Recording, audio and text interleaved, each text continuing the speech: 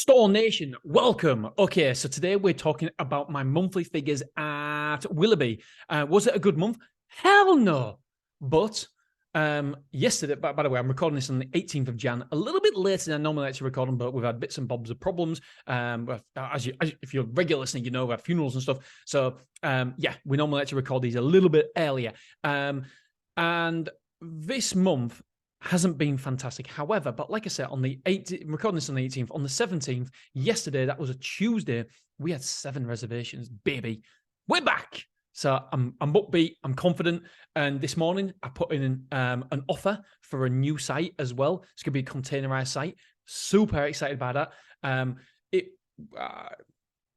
I don't know how much it'll net. I don't want to say how much it'll net just right now, but I'll share with you my projections as and when we sign on a dotted line, and it'll be great to document the journey because, as you know, I am creating a newsletter, MrSelfStorage.com. We are having a newsletter where I'm going to document my journey to a 9-figure company. Oh yeah, 9 figures. That's what I'm going to get to. Biatch.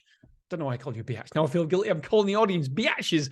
Anyway, that's what I'm going to get to. 9 figures. And I want you to join me on my ride, on my education. Everything that I learn, I'm going to put down there. I'm going to tell you what books I'm reading.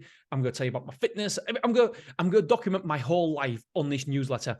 Some people may like it, some people might not. But you know what? It's going to be fascinating looking back. And hopefully one day I'll be able to write a book about it when we get to 9 figures. Hopefully before I am 60, definitely before I'm 60, we'll get to 9 figures. And yeah, I'm gonna share all my thoughts, my feelings, my strategies, everything.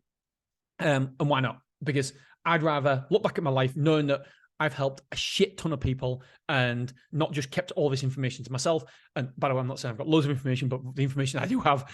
And it'll be awesome to share the journey. Hopefully it'll motivate and inspire other people to take the journey, whether it's that self-storage business or another business, or decide it's not for them, because there's days when you feel shit. There's days when it's bad, it's hard. I'm not always positive. Well, I guess I am always positive, but there is times when it does get you down. It does affect you at home, even like to the point where you are there with your kids, but you're thinking about other things. Like I was lying in bed the other day, Zach said to me, can you lie in bed with me 5 minutes, Dad? 5 minutes. I was like, yeah, of course I can, mate. Yeah. And then Kai goes, can you lie with me 5 minutes? And so that's my 2 kids. So I said, yeah, I'll lie with Zach and I'll lie with you.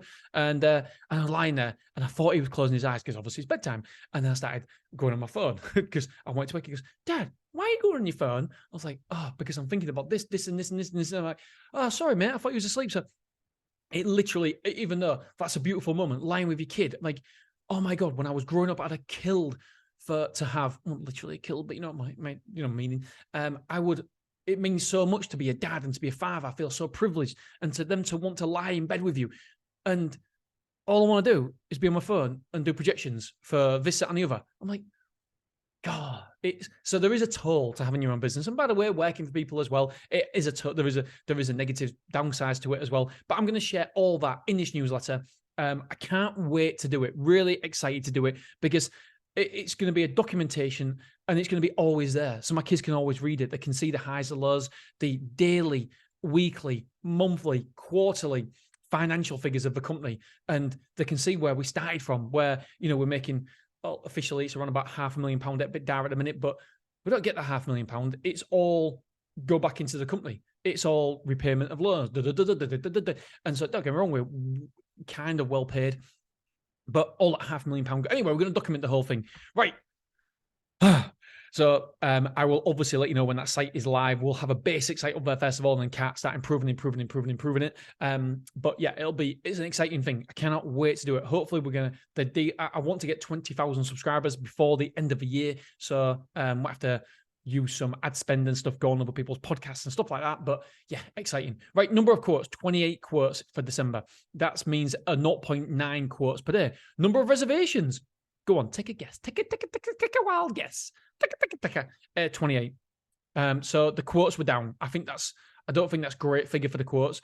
The conversions for the quotes is pretty good. Obviously, it was 100% conversion rate. Although,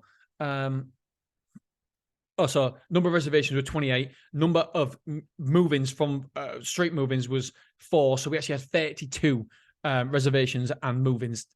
Reservation. So we had straight move-ins, but they're not counted in the reservations for some reason. So added together, we had 32 reservations. Hopefully you're following. So that means we had a conversion rate of 114%. So not too shabby.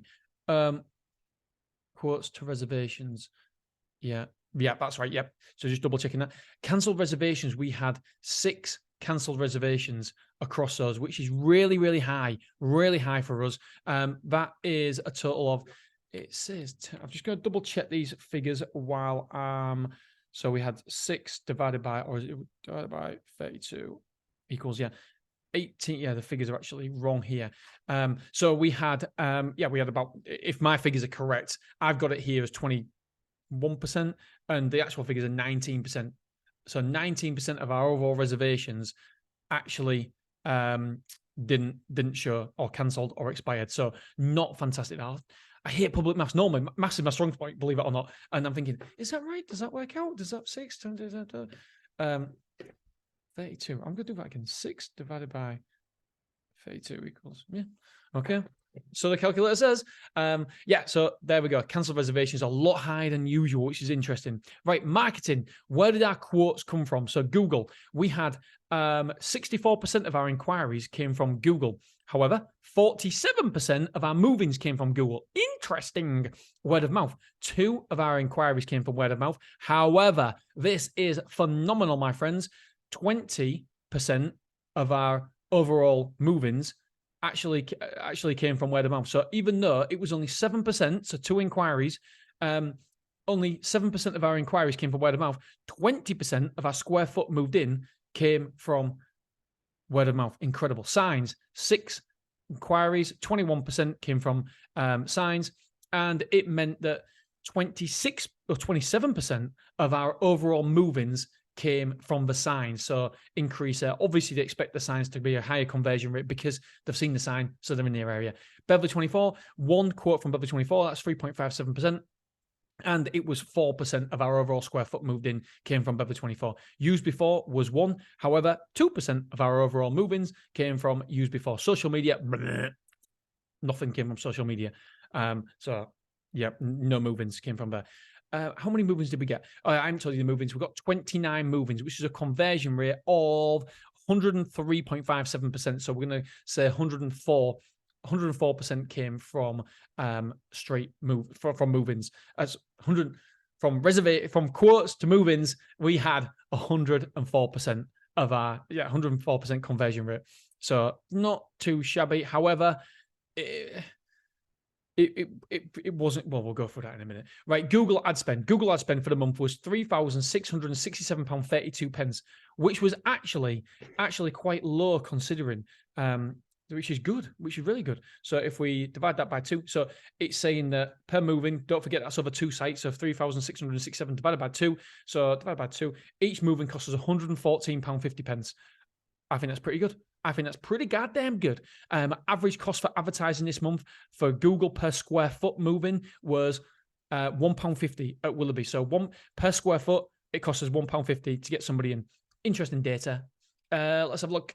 So move-ins. So was it a plus month or a negative month? I think the problem with December was the amount of move-ins. Now, I'm not too upset with the amount of move-outs. Let's have a look at a chain rate. I have opened this up a minute. Let's have a look at a chain rate. I normally get the chain rate later, but see if I can get the chain rate for you guys now. Oh, bloody hell. Let's have a look. Where the heck is it? Oh, there we go. Right, I've got it here. So this is a monthly report. So we've got so many bloody tabs here. So we'll go across the square footage and we see the chain rate here.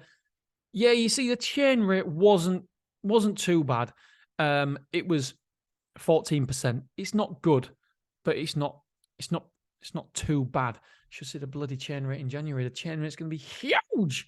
I thought it was bad in December, but actually, that's the problem. When you go day to day, you can sense it being worse than it actually is. So 14%.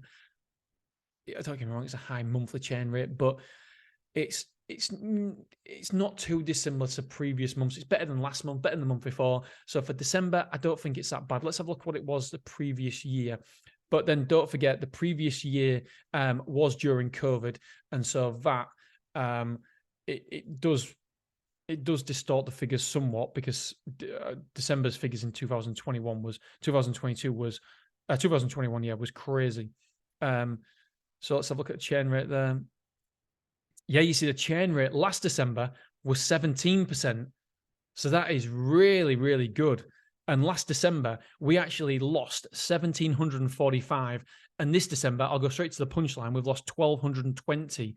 So even though I'm thinking the world's falling apart because we lost 1,220 square foot, it's not actually that bad considering last December we lost 1,745. However, in January, I'm looking here, and we actually gained 905 square foot. So it's 905 square foot in January. We won't do that this year. I don't think we will anyway. We're nearly 2,000 square foot down at the minute. However, we've got some big move-ins coming. We've got big move-outs coming. So how much move?